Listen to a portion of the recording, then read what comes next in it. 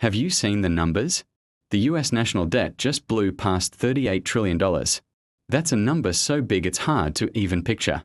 It's flashing across screens everywhere, a constant reminder of this massive figure. And when you see numbers like that, the big question is, how sustainable is this?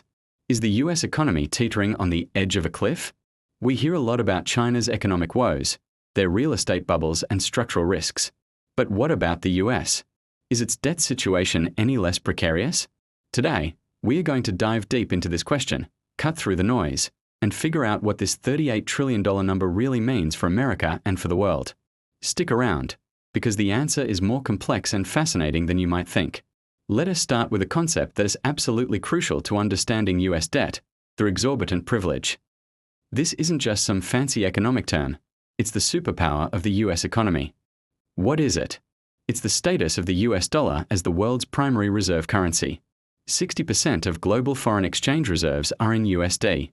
Even if China or India reduce holdings, as seen in 2025, there is no immediate alternative that can absorb trillions in global savings like the US Treasury market. As a result, the US can sustain higher debt levels without triggering a default crisis, as it can theoretically print the money to pay nominal debts, though this risks inflation. Think about it. When countries trade with each other, whether it's Brazil selling coffee to South Korea or Saudi Arabia selling oil to Germany, the transaction is almost always priced and settled in US dollars. This creates a constant, massive global demand for US dollars. And how does the US government create dollars? By issuing debt in the form of treasury bonds. So, this global demand for dollars translates directly into a global demand for US debt. It's a unique position that no other country enjoys. This system essentially means the rest of the world is helping to finance America's spending. It's like having a credit card with a limit that's constantly being raised by everyone else. This privilege allows the US to borrow at lower interest rates and sustain a level of debt that would likely cripple any other nation. It's the bedrock of the entire system, and it's why you can't just look at the $38 trillion number in isolation. To really get a sense of the US debt situation, we need to compare it to other major economies. Let's look at Japan. Japan's debt-to-GDP ratio is over 260%, way higher than that of the US. But here's the key difference. Over 90% of Japan's debt is held domestically, by its own citizens and institutions like the Bank of Japan. It's like a family owing money to itself. This internal structure makes it much more stable and less susceptible to the whims of foreign investors. Now, let's swing over to Germany. Germany is the classic fiscal hawk of Europe. They prioritize balanced budgets and low debt. Their approach is the polar opposite of the US.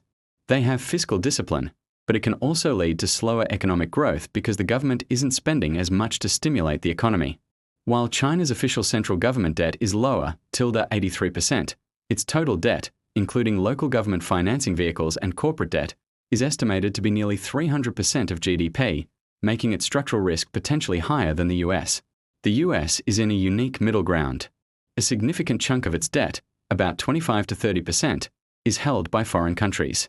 If you look at a map of who owns US debt, you'll see major players like Japan and China, each holding over $1 trillion, followed by the UK and other allies. This reliance on foreign creditors is a double-edged sword. On one hand, it shows the world's trust in the US economy. On the other hand, it introduces a level of risk that Japan, for example, doesn't have. What happens if these countries suddenly decide to sell their US bonds? This global structure is what makes the US debt situation so different and so complex compared to any other country on Earth. So, the system has been stable for decades, thanks to that exorbitant privilege. But that doesn't mean there are no risks. And these risks are growing. One of the most alarming trends is the soaring cost of interest payments. For the first time, the amount of money the US government is spending just on interest for its debt is projected to exceed the entire defense budget. Let that sink in. We are talking about nearly $1 trillion a year, around $970 billion, not to pay down the debt, but just to service the interest. That's more money than the entire budget for the military, a figure that usually dominates budget discussions. This money could be going to education, healthcare, infrastructure, or scientific research. Instead, it's essentially a payment for past borrowing. And there's another, more subtle risk that economists are watching very closely. Think of it like an adjustable rate mortgage.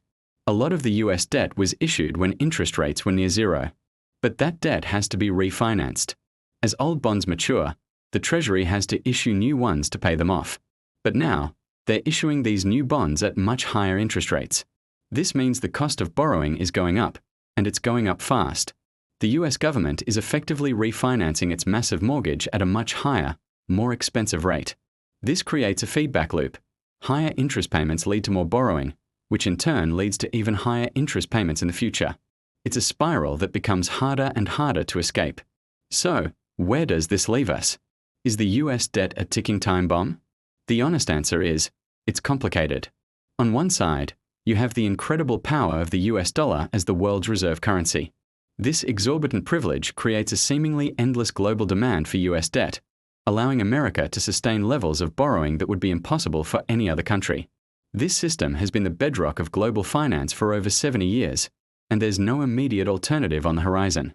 The euro has its own structural problems, and the Chinese yuan lacks the trust and transparency to take over. On the other side, the risks are undeniable and growing. Interest payments are consuming a larger and larger slice of the national budget, crowding out other essential spending. The adjustable rate mortgage problem of refinancing trillions of dollars of debt at higher interest rates is a real threat that could accelerate the debt spiral.